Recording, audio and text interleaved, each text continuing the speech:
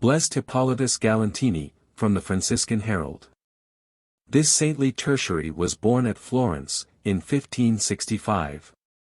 In his youth he resolved to devote his life to the service of God in a religious order, but his feeble health made it impossible for him to carry out this design.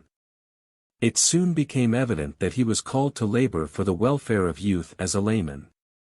Moved by the grace of God, and with the permission of his confessor, he gathered the poor neglected children about him, instructed them in the truths of religion, induced them to go to church, and assisted them in preparing for the worthy reception of the sacraments.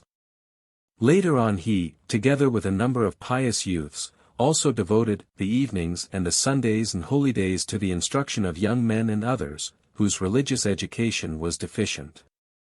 He continued in this work of charity in spite of many difficulties and much opposition, and finally he was able to found the Confraternity of Christian Doctrine of St. Francis, whose members, without leaving their families or their daily occupation, met on certain days to instruct the ignorant and the truths of religion and to devote themselves to exercises of piety.